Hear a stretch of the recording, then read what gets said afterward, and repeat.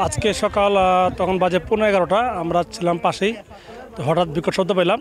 শব্দ পাওয়ার পরে আমরা দৌড়ে আসছি, দেখলাম যে দুইটা ট্রেন এখানে একই লাইনে আসা পড়ছে এবং ট্রেন দুটো মুখোমুখি অবস্থায় আছে, সংঘর্ষ হয়েছে।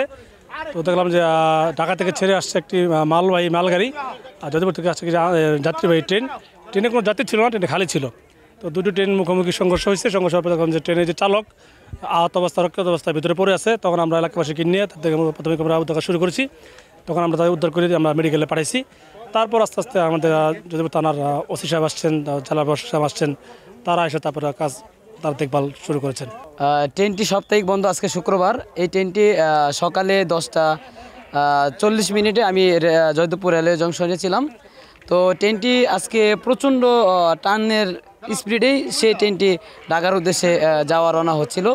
তখন ট্রেনটি আসার পূর্বে ট্রেনটির ভিতরে কোনো যাত্রী ছিল না।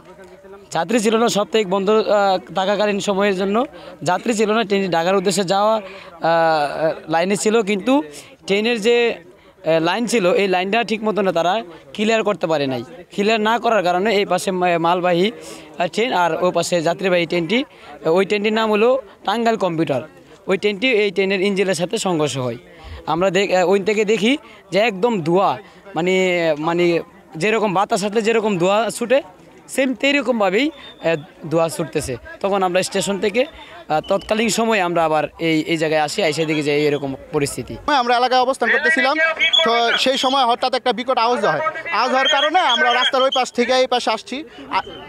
আসার পর দেখলাম যে দুইটা ট্রেন মুখোমুখি সংঘর্ষ হয়েছে।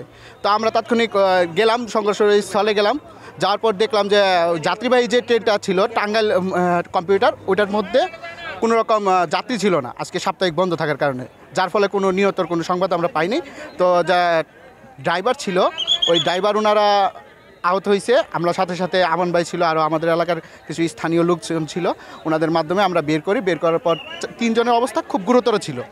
আরেকজন যে ছিল ওনার অবস্থা আশঙ্কা মুক্ত ছিল। তো ওই 4 জনকে আমরা তাজউদ্দিন আহমেদ মেডিকেল কলেজে পাঠাই। এরপরে রেলওয়ে কর্মকর্তা এবং পুলিশ কর্মকর্তা ওনারা আইসা জায়গাটা নিয়ন্ত্রণ করতেছে। পাচ্ছেন যে না, ভিতরে কোনো লোক আটকা পড়া নাই, ভিতরে কোনো লোক আটকা পড়া এখনো নাই। এখানে যে ট্রেনের যে ড্রাইভার এবং যারা হেল্পার ছিল তাদের আহত হয়েছে, তাদেরকে হাসপাতালে পৌঁছানো হয়েছে, কিন্তু আপাতত এখানে আর কোনো আহত লোক বা নিহত লোক আপাতত নাই। আমাদের উদ্ধার কার্যক্রমে আমাদের টিম আমরা অব্যাহতভাবে সার্চ করতেছি, আমরা অনুসন্ধান করতেছি, দেখি এখনো আরো কোনো এখানে আছে কিনা আমরা দেখতেছি। আমরা হয়তো কোনো যাত্রী ছিল নাকি ট্রেনে? না, আমি যতটুকু জানি শুনতে পারছি যে না, টাঙ্গাইল কম্পিউটার শুক্রবার বন্ধ থাকে, যাত্রী ছিল না।